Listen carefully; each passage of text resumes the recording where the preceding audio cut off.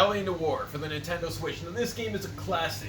Originally released back in 2011 for the PlayStation 3, the Xbox 360, and PC, Rockstar did this game justice by giving it pretty much an Ultimate Edition back in 2017 and releasing for the PlayStation 4, Xbox One, and the Nintendo Switch, which is the version we're looking at here today. Now, for anyone who isn't really familiar for L.A Noire follows the helms of Cole Phelps, a retired war veteran who is now a detective. And in this game, you kind of get to solve different crime scenes in different ways, which is cool because you go to the scene, you collect your clues, you question your suspects, and you get to kind of choose who you want to press the charges on. Now, it's awesome because not all these crime cases are the same. What this game does is it assigns you to different deaths throughout, the game. You have vice cases, which are like drug cases, homicide cases, arson cases, and they're all kind of handled differently. Now, what's cool about this game and what made it very memorable, even on last gen, was its use of facial technology. Now, this game was credited for having a really high budget because it did something that really was not known for at the time, where it live captured people's emotions and their faces, which helps with your interrogation. Now, what's different from this game, well, this version of the game, versus previous generations, is how you go about interrogating your suspects. Now, in essence, it's very similar, but if you guys remember how the original game played, it was kind of unforgiving, whereas this kind of dials back a little bit on that, and it gives you a sequence of being a good cop, a bad cop, and accusing your suspect with evidence, which usually can work in your favor if you choose the right evidence based on the questions you're asking. Now, going on, this game does rate you based on how well you do your cases, which for some cases I did really good on, others I sucked. So I guess based on how I played this game, I would probably be a very good homicide detective, so-and-so, compared to how I got rated on other cases in this game. Not saying I'd actually be a good homicide detective, because I probably would suck, but anyway. What this game does, though, is it's very interesting because it uses your suspect's facial expressions to help you kind of choose how you want to interrogate them. Sometimes you're interrogating people and they look real shifty with the answers they're given, so you'll want to go at them and be a bad cop.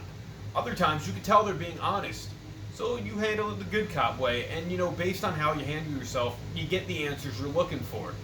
Now, this game is cool because throughout it, Cole starts having flashbacks of his war times, which plays a lot into the story in the sense where at first you're just kind of like, why is this guy having PTSD? Why is he having flashbacks?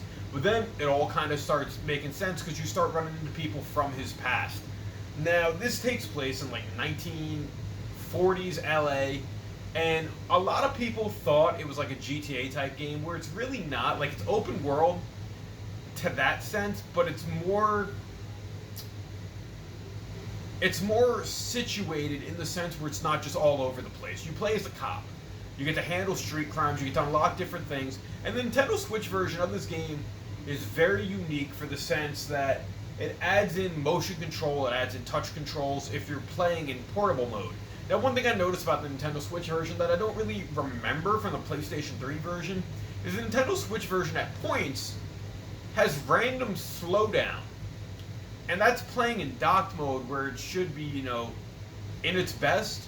I didn't really notice it as much in handheld mode, but at points it kind of made the game a little annoying, because you'd be everything would be running fine, and then it would just slow itself down, and you're just like, alright, trying to chase after this guy, feeling like I'm going 2 miles an hour where I should be going 30. But in itself, too, it's cool because, not the slowdown's not cool, but just the atmosphere of the game is cool, because I'm always big in that 1940s kind of mob scene. I love The Godfather, I love all of that. And L.A. Noire does a great job in kind of portraying it in a way that it draws you in. I'm not going to lie. At first, when I first played this game, I thought I wouldn't really like it. I ended up really enjoying it, which is why I bought it for the Switch. And at the same time, playing it a second time, granted you get all the DLC missions that I never really got in the PlayStation 3 version because I didn't download the DLC, simple as that. I was satisfied, but I don't know if it was worth playing through a second time. Like, the game plays fine, but I think this is a game that you play it once. Unless you're really hardcore into getting, like, the best ratings on your missions, I don't think there's a reason to play this a second time. However, it does not take away from the complexity of the game and just the overall idea of how you have to question your suspects. Now, you know, what's also great too is it's not even just how you question them, it's the ability of, depending on the clues you found, kind of allows you to ask them different things, ask them in a different way, and if you find all the clues, you're going to be in a great situation to, you know, make sure you choose the right people. Sometimes if you choose to charge the wrong person, your boss yells at you, he kind of tears you a new one, and it's not really a good time for Cole Phelps. Now, do I think this game deserves a sequel? Absolutely. L.A. Noire has kind of become a cult classic in its time because I think when it first came out, there was a lot of hype behind it. It didn't really get the recognition fully that it deserved, even though that can be argued in certain senses. I didn't play the game until probably 2016 for the first time, 5 years after, and you could pick it up on like PlayStation 3 for like $5. I mean, development of this game goes all the way back to 2006 with Team Bondi, and it was going to be a PlayStation 3 exclusive, and then the company went out of business. Rockstar kind of had to finish the game, but they added, I think, enough of its own elements to it where the game, I think, to my knowledge, was pretty much complete by the time Rockstar had to, you know, piece together the ending. And I do think this game deserves a sequel. Maybe along the lines of playing as Jack Kelso as a character you get to kind of really get to know towards like the second half of the game, who actually, his character goes from you viewing him one way to viewing him a whole different other way by the end of the game. And it kind of also allows you, just based on the flashbacks, you get into the mind of feeling how they try to portray these army vets post-war and with PTSD and stress and all that. And it kind of adds a really good character dynamic, where the story itself is a little cut and dry. A lot of the characters you meet really have personality in different ways that they don't feel repetitive.